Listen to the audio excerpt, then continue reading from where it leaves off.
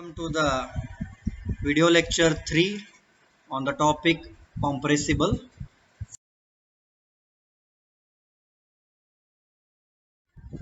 So in the today's class we are going to derive the expression for the velocity of sound wave or a pressure wave in a fluid.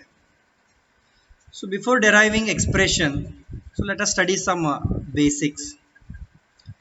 So any disturbance in the solid, it may be in the liquid or gas, it is transmitted from one point to the other. The velocity with which this disturbance is transmitted, it depends upon the distance between the molecules of the medium. Whatever it may be the medium, it may be solid, liquid or gas. It depends upon the distance between the molecules. So in case of solids, we know that the molecules are closely packed. Hence the disturbance is transmitted instantaneously in case of solids. But in case of liquids and gases, where the molecules are relatively apart from each other, and the disturbance will be transmitted from one molecule to the next molecule. But in case of fluids, there is some distance between the two adjacent molecules. That means hence each molecule will have to travel a certain distance before it can transmit the disturbance. Before it is creating a disturbance to the other molecule, first it has to travel a certain distance. So therefore, the velocity of the disturbance in case of fluids will be less than the velocity of the disturbance in the solids. So the distance between the molecules is related with the density, and again which in turn it depends upon pressure in case of fluids. So therefore the velocity disturbance, it mainly depends upon the change of pressure and density of the fluids. So now let us sound wave or a velocity of pressure wave in a fluid. So let us consider a rigid pipe which is of a uniform cross-sectional area. That means it is having a uniform diameter, which is fitted with a piston. Let this pipe is filled with a compressible fluid which is at rest initially. That means there is no any compression process has been taken place. Let this pipe, it is filled with a compressible fluid which is at rest initially. So this disturbance, so when the piston is moved towards right, when the piston is moved towards right, the disturbance is created in the fluid. The disturbance is created in the fluid. So the disturbance, it creates the pressure waves in the fluid. The disturbance creates the pressure waves in the fluids, and these pressure waves travels with the velocity of sound in all the directions. So these are the pressure waves. This is the wave front, whatever I have shown. These are the pressure waves, and these pressure waves travels with the velocity of sound wave in all the directions. So this is the piston. So now let us study what are the notations here.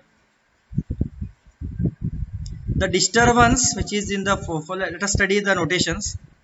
Let A is equals to cross sectional area of the pipe, where V is the velocity of the piston, where V is the velocity of the piston, where V is the cross sectional area of this pipe, where P is the pressure of the fluid in the pipe before the movement of the piston.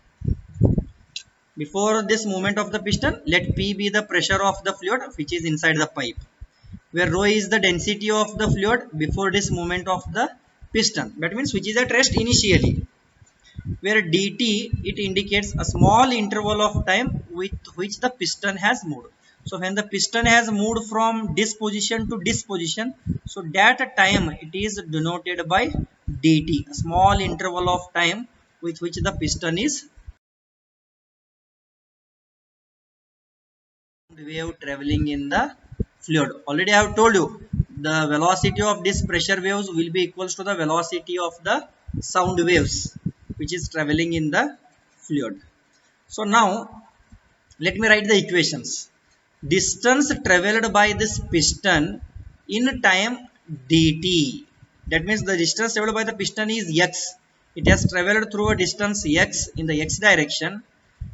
So this distance traveled by the piston in time dt, it is given by velocity of the piston into in a time interval of time dt. That is given by where v is the velocity of the piston into dt. dt is the time interval. That is distance traveled by the piston in time dt. Next, distance traveled by the pressure waves in time dt is equals to velocity of the pressure waves into dt, whereas velocity of the pressure waves it is given by c, where c is the velocity of the pressure wave which has traveled in time interval dt. See, for the time interval dt, so when this piston has moved through a distance x, that means the fluid is compressed here in the pipe. That means the disturbance is created in the form of these pressure waves. So let me write here, for the time interval dt, the pressure wave has traveled a distance L and the piston has moved through a distance x. So when the piston has moved through a distance x, the pressure wave has traveled through a distance L. L distance it has moved. So that is given by L is equals to C into dt. That is distance traveled by the pressure waves in time interval dt, that is given by C into dt. Whereas distance traveled by the piston in time dt, that is equals to x is equals to V into dt.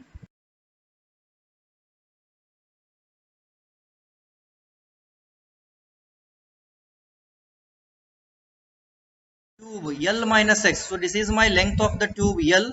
This is x. This is L minus x means only this much area now.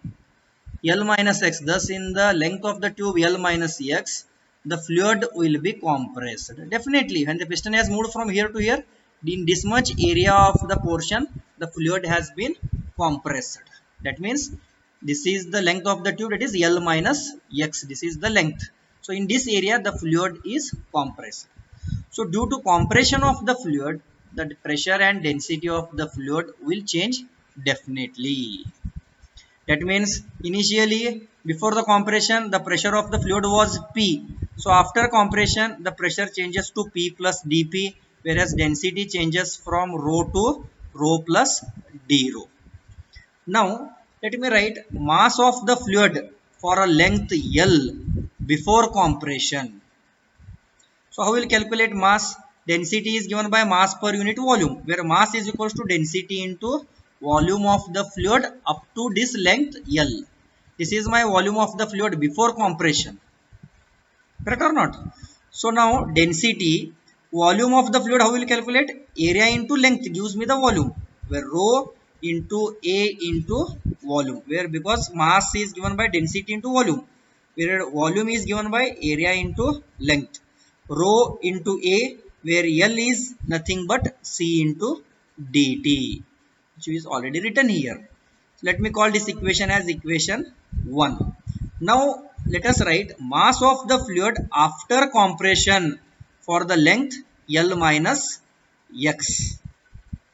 So after compression this density has changed to rho plus d rho into A. So the fluid has compressed in this much area, that is L minus x. That is L has changed to L minus x, that is length. Area remains as it is only. So this is my L minus x. This much, in this much area the fluid has been compressed. So let me write the equation rho plus d rho into A as it is, where L is given by C into dt minus x is given by V into dt, that is velocity distance traveled by the piston in time interval dt. Let me call this equation as equation.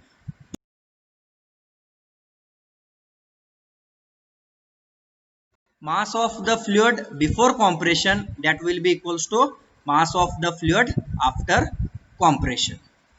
So mass of the fluid before compression, already we have written here rho into A into C into dt, that will be equals to rho plus d rho into A C into dt minus V into dt. Let me write this equation as it is, rho into A C into dt, that will be equals to rho plus d rho. This I have written, this dt I have taken outside, A into dt, in the bracket I have written C minus V. So now if I will divide the above equation by A into dt, so here A into dt gets cancels, A into dt gets cancels. So my equation remains rho into C, that will be equals to rho plus d rho in the bracket C minus V. Now I will multiply both these equations, that is rho into C is equals to rho C minus rho into V, whereas C into d rho minus V into d rho. I have simplified both these equations. So C into d rho I have taken this side and I have shifted this term. I have written C into d rho one side and I have shifted all these equations to this side. That is rho into C minus rho into C plus this rho into V. This is plus V into d rho.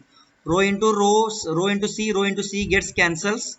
So my final expression will be C into d rho, that will be equals to rho into V, where it is V into d rho, it is very small, hence it is neglected here.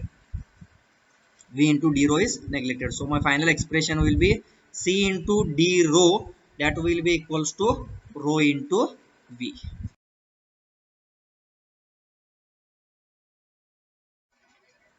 So now by applying the impulse momentum equation, how will write? Net force on the fluid is equals to rate of change of momentum. So momentum, how will write? Mass flow rate per second into change of velocity of the fluid. That is, momentum is given by mass into velocity, whereas the rate of change of momentum is given by mass flow rate per second into change of velocity of the flowing fluid.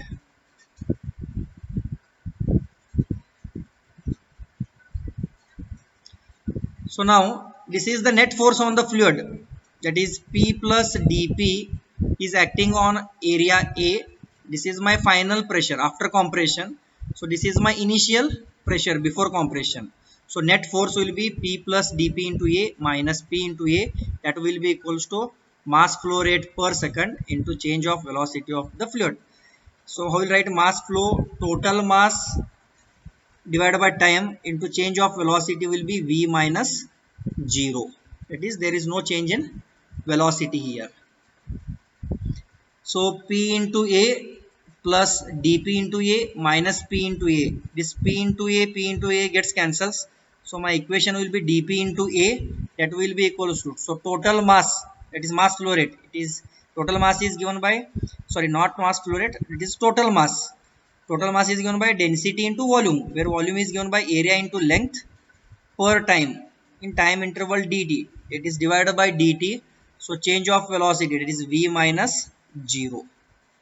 So here also A, here also A, both the A gets cancels. So my final expression will be dP is equals to rho into, where L is replaced by C into dt, V minus 0 will be V only divided by dt. So this dt again gets cancels. So my final expression will be dP is equals to rho into C into V. So therefore this C will be equals to, that is velocity of the pressure wave, C will be equals to dP divided by rho into V. Let me call this equation as equation 5. Equation 4. So now the same equation I have written here, C is equals to dP divided by rho into V, this equation 5. So multiplying equation 4 and equation 5. So this equation I have written equation 4 here from the previous slide.